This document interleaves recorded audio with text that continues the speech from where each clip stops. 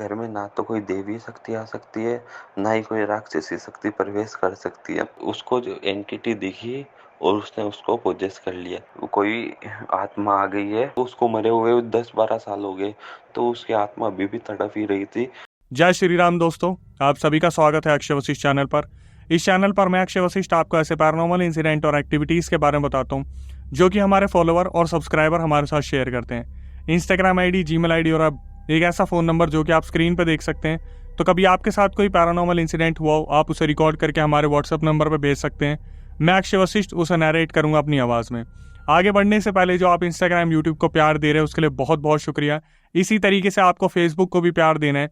हमारा user name है Akshay Vashishtha horror. दोस्तों, इमेजिन कीजिए कि आपके किसी दोस्त के अंदर पोजेशन आ रखा है।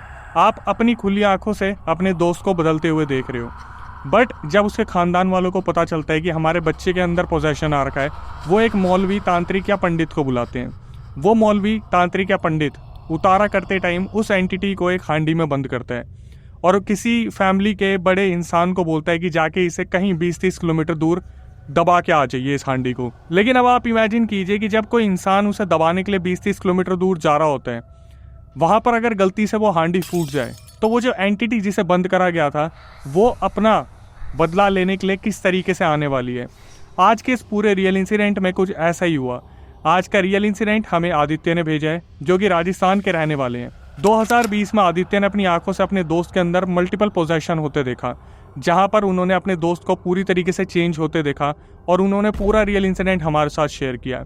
ये जो रियल इंसिडेंट मैं आपके सामने लेके आता हूँ, इनको लाने की जो सबसे बड़ा रीज़न होता है वो यही होता है कि आज के टाइम पर आप में से कुछ लोग जो परेशान चल रहे थे या परेशान चल रहे हो, वो आप अपना एक्सपीरियंस मेरे सामने रखते हो और मैं लोगों के सामने लेके आता हूँ ताकि लोग उनसे कुछ ना कुछ सीख ले लें। दोस्तों, आदित्य ने मुझे बताया पूरी रिकॉर्डिंग में कि 2020 में वो स्कूल में थे, जब वो सिर्फ 11वीं-12वीं क्लास में थे। 16-17 साल की उम्र थी उनकी।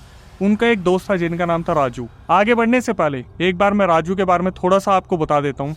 राजू, जो कि राजस्थान के रहने वाले हैं, आदित्य के दोस्त हैं और उनकी फैमिली कंडीशन बहुत अच्छी नहीं थी। राजू जो थे, उनके पापा एक किसान थे, पूरे टाइम खेती बाड़ी किया करते थे और वहाँ से जो पैसा बचता था वो राजू और उनके छोटे भाई बहनों की पढ़ाई में लगता था। राजू के साथ फैमिली में कौन कौन रहता था, आइए एक बार उस पर नज़र डाल लेते हैं। राजू के पापा, मम्मी, दादी, दादा उनके नहीं थे और छोटे भाई बहन, तो गिनती के 5 लोग थे। लेकिन 2020 में राजू के साथ कुछ इतना भयंकर हुआ जिसकी वजह से पूरा जो परिवार था वो बिखरता बिखरता रह गया। आदित्य ने बताया कि अक्षय भाई, राजू एक बहुत सरल इंसान है, ना ही वो झूठ बोलता, ना उसकी फेंकने की कुछ आदत है, और हम सब दोस्तों में वो बहुत ही ज़्यादा नॉर्मल है क्योंकि उसके ज़्यादा खर्चे नहीं है और वो पूरा टाइम अपना पढ़ाई पर ध्यान देता था। आदित्य ने बताया हुआ कि अक्षय भाई, 2020 में जो मेरा दोस्त राजू था वो अपने पापा को रात को टिफ़िन देने जाता था।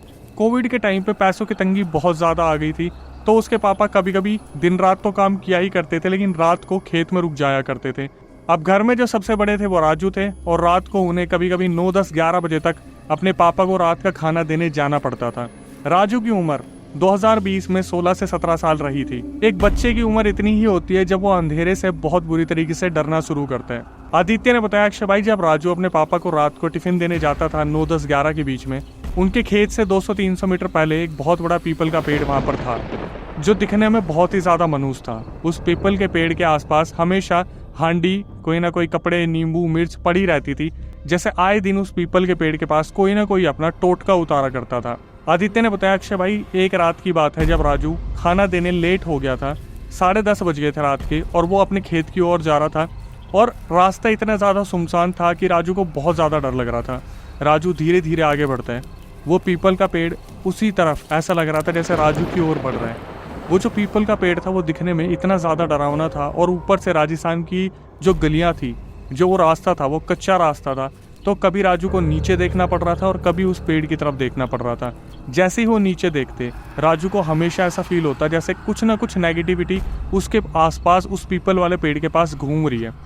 राजू बस कैसे न कैसे अपने मन को समेट लेता और ये सोचता कि मैं सबसे बड़ा हूँ और मुझे अपने पापा को खाना देने जाना है। राजू धीरे धीरे आगे बढ़ते हैं और उस पीपल के पेड़ को पार ही करते हैं। उन्हें ऐसा लगता है जैसे उनको बहुत ज़्यादा नेगेटिव थॉट्स आ रहे हैं कि क्या ही कर रहे हैं वो इस ज़िंदगी में, उनके पापा क्या कर रहे हैं, क्या उनकी सारी डिमांड पूरी हो पा रही है, और आगे जाके अगर वो इसी तरीके से किसानी करते रहे, एग्रीकल्चर ही करते रहे, यही खेती बाड़ी करते रहे, तो आगे जाके उनके छोटे भाई बहन क्या करेंगे। राजू बहुत ज़्यादा नेगेटिव हो गए थे इस टाइम पर आके, उस पीपल के दायरे में आकर। राजू फिर भी अपने मन को समेटते हैं और धीरे धीरे आगे जब वो उस बाउंड्री को क्रॉस करते हैं तो उन्हें ऐसा लगता है कि यार शायद पीपल वाले पेड़ का कुछ ज़्यादा ही असर मेरे दिमाग पे हो रहा था।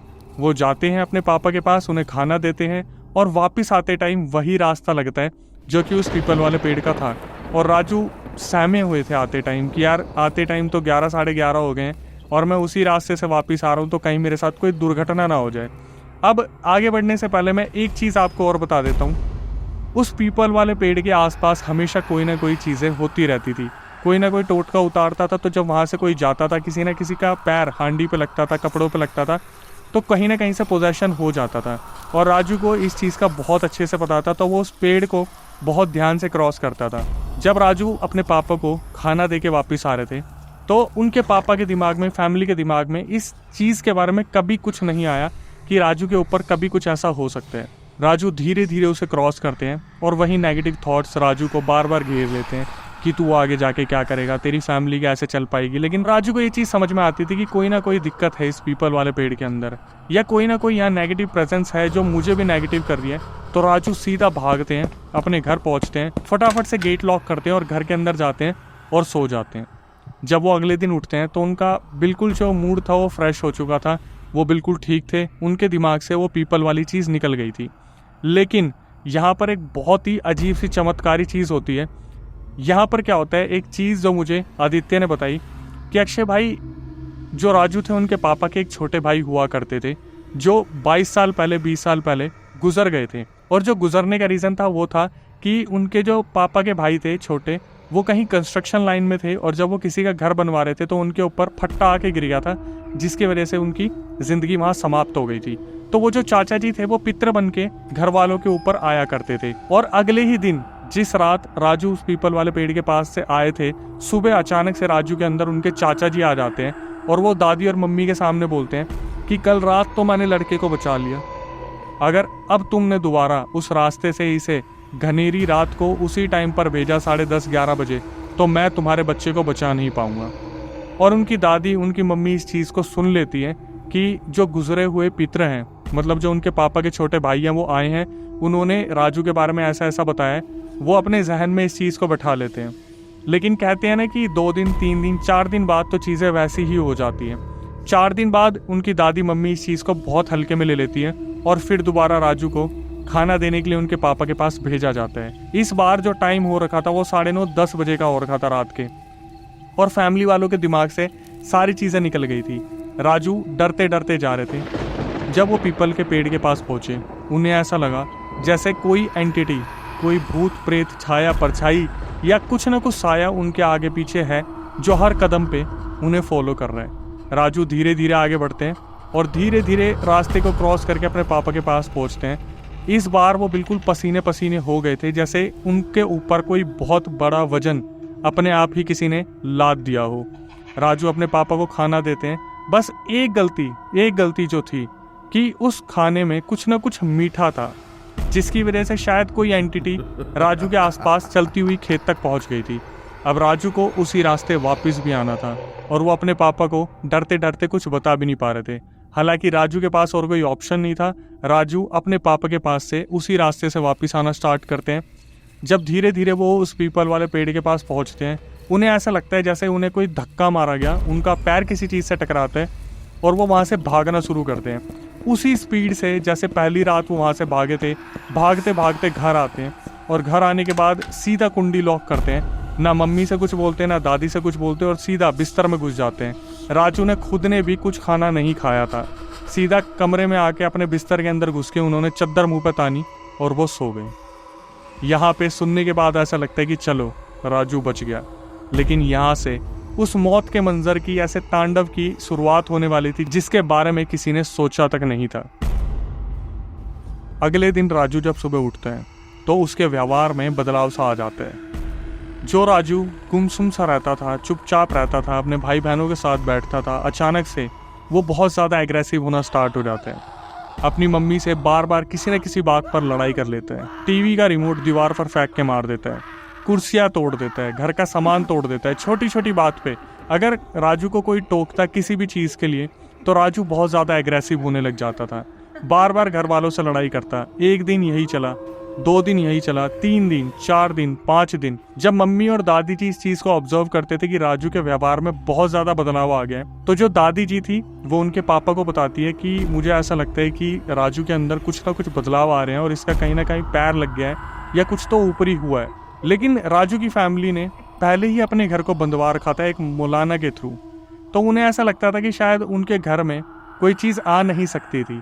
लेकिन वो जो मौलाना ने इनका घर बांधा था वो किसी एक इंसान के लिए बांधा था, शायद वो चाचा जी के लिए बांधा हो या इनके घर में कोई पहले भी एक्टिविटी हुई हो उस वजह से बांधा हो। तो राजू के साथ जो एंटिटी आई थी वो पूरी तरीके से घर में एंट्री ले चुकी थी। शायद वो जो बंधन था वो इतना कारीगर नहीं था, या बंधन बहुत ज़्यादा पुराना हो गया था, या वो बंधन किसी एक इंसान के लिए बांधा गया था जिसमें राजू शामिल नहीं थे। तो सारे घर वालों ने सोचा कि यार घर तो पहले से बंधा हुआ है तो राजू के ऊपर क्या ही आ सकता है, तो राजू शायद नेचर में चेंज की वजह से ऐसा सब कुछ कर रहे हैं। लेकिन ये उनकी बहुत बड़ी गलत सोच थी। धीरे धीरे हुआ क्या, जब ये लोग बहुत ज़्यादा इस चीज़ को नॉर्मल लेने लगे कि यार राजू के चीज़ों में बदलाव आ रहा है, लेकिन ऐसा नहीं है कि राजू बहुत ज़्यादा खतरनाक हो गए हैं। राजू धीरे धीरे खतरनाक होना शुरू हो जाते हैं। राजू ने खाना खाना छोड़ दिया, बट जब उनकी मम्मी खाना देती और फोर्स करती कि बेटा तुझे खाना पड़ेगा, तूने सुबह से कुछ भी नहीं खाया है, तो राजू अजीब सी एक अदा में आराम से बेड पर लेट जाते और लेट के खाना खाना शुरू कर देते। कोई अगर उनसे बहस करता, खास करके उनकी छोटी बहन जब उन्हें कुछ टोकती तो वो अपनी छोटी बहन को पीट दिया करते थे। ये चीज़ देखकर घर वाले बहुत ज़्यादा परेशान हो गए थे। एक टाइम ऐसा आया था जब राजू बाहर जाते, घर में आते और उनके पास कुछ सामान हुआ करता था। 5-6 दिन राजू ने अपने घर में कुछ भी नहीं बोला, कुछ नहीं करा, सिर्फ वो अपने कमरे में बैठते और आराम से बैठे रहते, टाइम पास करते रहते, दीवार की तरफ देखते रहते, लेकिन वो किसी से उल्टा नहीं बोलते थे। घर वालों ने राजू को खाना देने के लिए अपने पापा को जाने के लिए मना कर दिया, क्योंकि उन्हें ऐसा लगता था कि यार कहीं ना कहीं इसका कुछ पैर पड़ गया या कुछ हो रहा है जिसकी वजह से चीज़ें और बद से बदतर हो जाएंगी।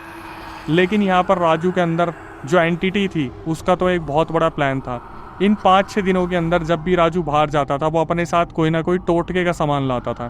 कभी एक नारियल लाया, कभी राई के दाने, कभी लौंग, कभी इलायची, और धीरे धीरे उसने ये सारी चीज़ें इकट्ठी की। और 5-6 दिन के अंदर जब एक रात सब सो रहे थे, उसने नारियल को घर के बीचों बीच गाड़ दिया और बिल्कुल सफाई से उसे इस तरीके से दफना दिया कि घर वालों को कभी पता ना चले। लेकिन ये जब टोटके वाली पूरी प्रक्रिया हो गई, 1-2 दिन बाद जब राजू अपने कमरे में बैठे हुए थे, उनके शरीर से शायद वो एंटिटी निकली और किसी काम से बाहर गई। तभी उनके जो पितर थे, चाचा जी, वो उनके शरीर में आते हैं और दादी और मम्मी के सामने बोलते हैं कि इस घर के बीचों बीच एक टोटका गड़ा हुआ है, उसे निकाल के फेंक दो। अभी वो एंटिटी बाहर गई हुई है और मैं जितना उसे रोक सकता हूँ रोक रहा हूँ, पर वो बहुत ज़्यादा एग्रेसिव एनर्जी है, मैं नहीं रोक पा रहा, तो वो जो टोटका है उसे निकाल के फेंक दो। दादी जी एक चीज़ पूछती है कि हम कैसे यकीन कर ले कि तू इसका चाचा ही है, हो सकता है कि तू वही एंटिटी हो और अपनी आवाज़ बदल के बोल रही हो। इतने में वो जो एंटिटी है वो वापस आती है और चाचा को उस बॉडी से धकेल के निकाल देती है। दादी जी को अचानक से वो एंटिटी बोलती है कि हाँ, पहचान लिया तूने बुढ़िया। तो दादी जी एकदम से बोलती है कि मेरा शक तो पहले से ही तुझ पे था। तो जो चाचा जी थे, जो पितर बन चुके थे, शायद वो कहीं ना कहीं आसपास थे, लेकिन वो देखकर इस चीज़ को बहुत घबराए हुए होंगे और बता नहीं पा रहे होंगे इस चीज़ को कि अभी तक मैं ही था, पर इस एंटिटी ने सब कुछ सुन लिया और इस तरीके से मैनिपुलेट कर दिया। अब हुआ क्या, चाचा जी ने इतना सब कुछ अपनी तरफ से करने की कोशिश करी जो इस दुनिया में नहीं है, फिर भी घर वाले समझ नहीं पा रहे थे। अब जैसे ऐसे लग रहा था कि ये जो एंटिटी है धीरे धीरे पूरे कुनबे पर राज करना चाह रही थी। तो ये एंटिटी क्या करती, राजू के अंदर उनके चाचा की एक्टिंग करना शुरू करती और फ़ोन करके बोलती कि मैं राजू के पापा का छोटा भाई बात कर रहा हूँ जो अब इस दुनिया में नहीं हूँ, मैं तुम सबकी भलाई के लिए बता रहा हूँ, अपने घर में एक नारियल लेके आओ, राई के दाने, लौंग के दाने, इलायची इस तरीके से बांध के अपनी ज़मीन के नीचे रख दो, वरना राजू को जो चीज़ परेशान कर रही है वो तुम्हारे घर को भी परेशान करेगी। हालांकि सबको पता था कि ये एक टोटका है जो सबको बताया जा रहा है, तो सबको इस चीज़ का अंदाज़ा हो गया था कि ये राजू के चाचा नहीं है, ये वही एंटिटी है जो राजू को परेशान कर रही है। घर वाले धीरे धीरे बहुत ज़्यादा डरने लगे। राजू जो था उसका रवैया बहुत ज़्यादा बदलने लगा। एक छोटा लड़का 16-17 साल का इस तरीके से घर में हंगामा मचा के रखता था जैसे मानो उसके अंदर कोई 52 साल का इंसान था जो सब कुछ तबाह करने के लिए तैयार था। तो जब घर में बहुत ज़्यादा कोहराम मच जाता है, बहुत ज़्यादा हंगामा मच जाता है, तो दादी मम्मी इस चीज़ को समझती है कि राजू को कैसे न कैसे तो बचाना पड़ेगा। ये क्या करते हैं, राजू के पापा को सारी हकीकत बता देते हैं कि राजू के अंदर ऐसे ऐसे हो रखा है। जब आप घर में नहीं होते तो ये घर में बहुत ज़्यादा कोहराम मचाते हैं। तो राजू के पापा अपने घर से 3 घर दूर एक पंडित जी को बुलाते हैं और पंडित जी को बुला के बोलते हैं कि सारे हालात ये है पंडित जी, अब आप बताइए कि क्या सॉल्यूशन है। पंडित जी सबसे पहले बोलते हैं कि आपने अपना घर एक मौलाना से बंधवा रखा है, सबसे पहले इस घर को खुलवाना पड़ेगा, क्योंकि इस बंधन की वजह से कोई बाहर से देवी देवता या भगवान भी नहीं आ सकते आपके घर को बचाने के लिए, और जो पितर आते हैं उनकी तो आप सुनते नहीं हो। तो सबको इस चीज़ का बहुत बुरा लगता है कि कहीं ना कहीं जो गुजरे चाचा जी थे वो आते थे, बताते थे, लेकिन घर वाले कभी सुनते नहीं थे। तो पापा के बोलने पर उस बंधन को खोला गया। अब इनका घर एक खुला खेत बन चुका था, जिस खेत में कोई भी जानवर कभी भी आ सकता था, मतलब कि कोई भी एंटिटी राजू के अंदर कभी भी आ सकती थी। फिर पंडित जी से बोला गया कि अब आगे बताइए प्रोसीजर क्या है। तो पंडित जी बताते हैं कि आपको अपने घर में सुंदरकांड का पाठ करवाना पड़ेगा। सुंदरकांड के पाठ के दौरान हम बहुत सारे ब्राह्मणों को जीमेंगे, गांव के लोगों को बुलाएंगे, जिनका आशीर्वाद और ब्राह्मणों की दुआ आपके लड़के को मुक्त करेगी, और सुंदरकांड का पाठ आपके घर को बिल्कुल स्वच्छ कर देगा। इसमें जो खर्चा आएगा वो 30-35 हज़ार का आएगा। अब यहाँ पर पूरे खानदान ने आपस में बात की, लेकिन 30-35 हज़ार इस खानदान के पास नहीं थे। तो इन्होंने पंडित जी को बोला कि पंडित जी हमें थोड़ा सा टाइम दीजिए, हम 3-4 दिन में कहीं ना कहीं पैसे अरेंज करके आपको दोबारा बुलाएंगे। इनसे बहुत बड़ी गलती हो चुकी थी, क्योंकि इन्होंने ना तो सुंदरकांड का पाठ करवाया, ऊपर से जो मौलाना ने उस घर को बांधा हुआ था वो भी खुल गया।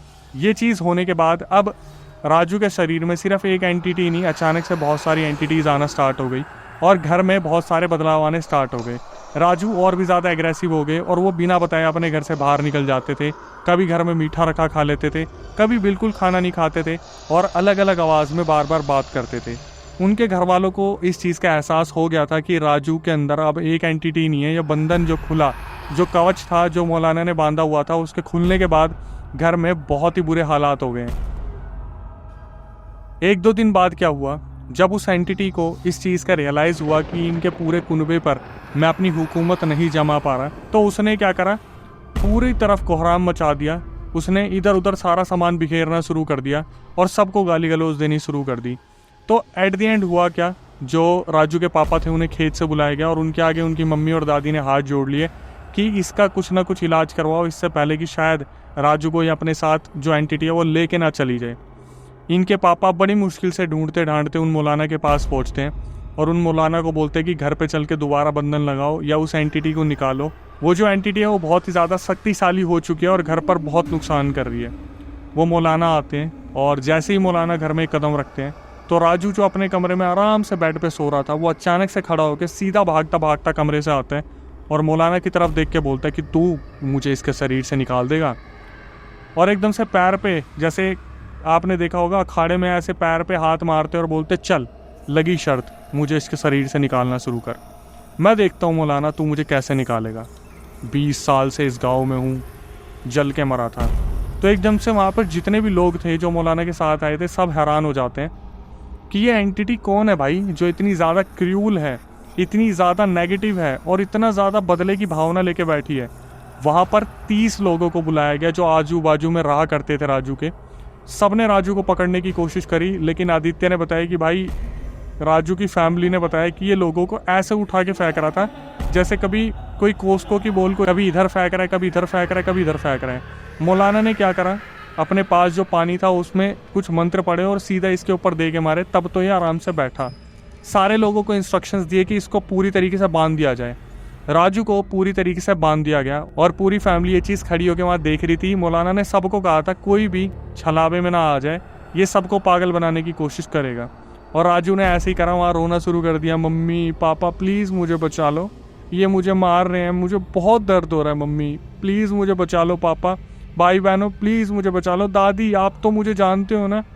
वहाँ पर पहले ही सबको इस चीज़ के बारे में खबरदार कर दिया गया था कि ये छलावा करेगा, कोई भी बीच में मत आना। और पूरा परिवार वहाँ पर खड़ा होकर देख रहा था, सारे जितने भी आगे पीछे लोग थे सब देख रहे थे।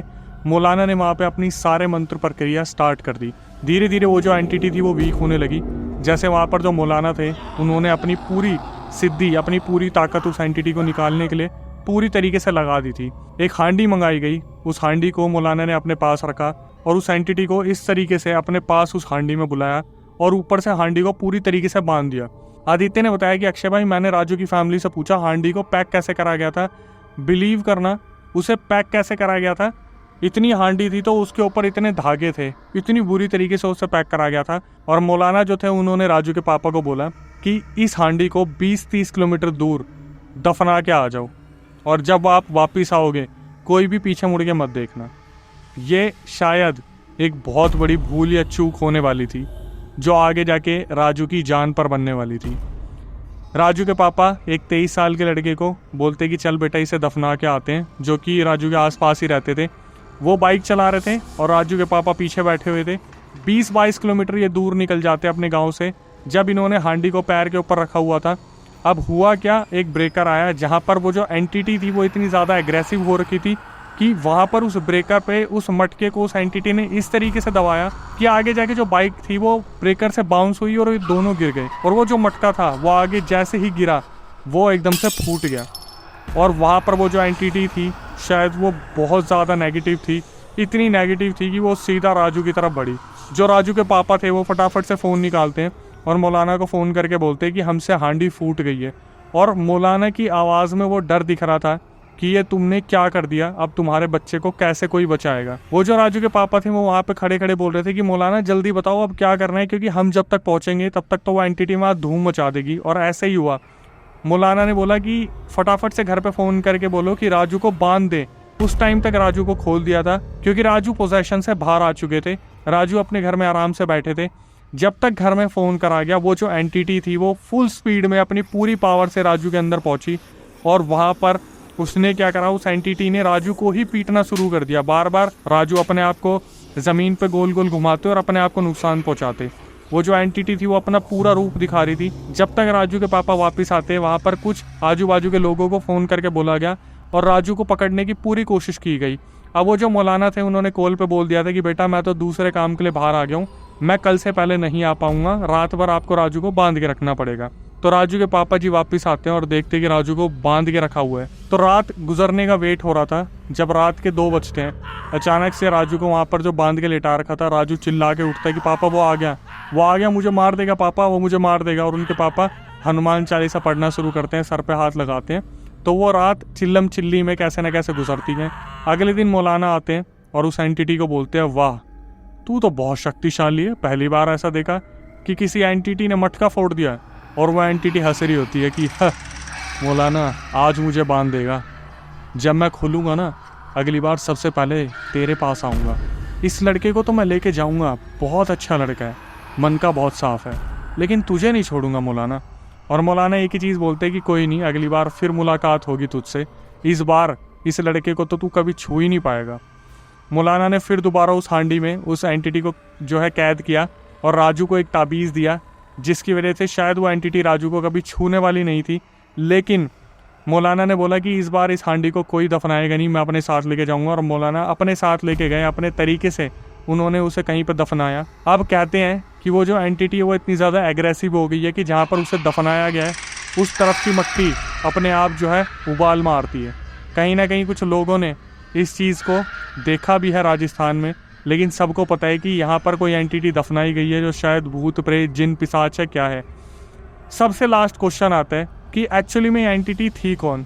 तो जब मौलाना ने पूछा था कि तू है कौन, सच सच बता, तो उसने बताया कि मैं इसी गांव का एक इंसान हूँ जिसका नाम मुझे तो पता है बट उस गांव के लोगों को शायद ठेस पहुँच सकती है, इसलिए मैं नाम नहीं लूँगा। वो भी किसी फैमिली का सदस्य था। वो 20 साल पहले वहाँ पर मृत्यु को प्राप्त हो गया था। उसने परेशान होकर अपनी बॉडी को अग्नि को समर्पित कर दिया था जलकर। तो आप समझ सकते हैं वो इतना ज़्यादा एग्रेशन में था, नेगेटिव था। उसने बताया कि जब ये अपने पापा को खाना देने जाता था मैं रोज़ इसे देखता था, लेकिन जिस दिन ये अपने साथ मीठा लेके गया उस दिन मैं इसके साथ आ गया। और ये इतना अच्छा बच्चा था कि मैं इसको छोड़ना ही नहीं चाहता था, मतलब मैं इसको अपने साथ लेके जाना चाहता था। और मैं इसको ही नहीं, इसका पूरा परिवार बहुत अच्छा है, मैं इसके पूरे परिवार को अपने साथ ले जाना चाहता था। लेकिन मौलाना जो थे वो बीच में आ गए थे और उन्होंने इसकी बॉडी को बचा लिया, पूरे परिवार को बचा लिया। और मौलाना अपने साथ उस हांडी को लेके वहाँ से निकल गए।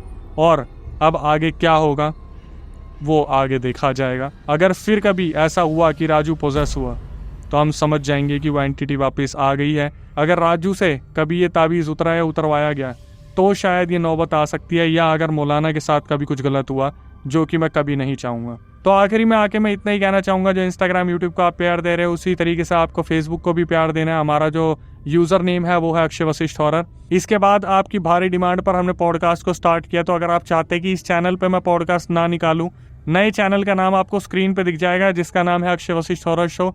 डिस्क्रिप्शन में उसका लिंक है, जितनी जल्दी हो सके सब्सक्राइब कर लो ताकि मैं उस चैनल को जल्दी से एक्टिव कर लूँ। और फिर हम पहले हफ्ते में 1 पॉडकास्ट निकालेंगे, फिर 2 पॉडकास्ट, और जितनी ज़्यादा डिमांड होगी उतने ज़्यादा पॉडकास्ट निकालेंगे।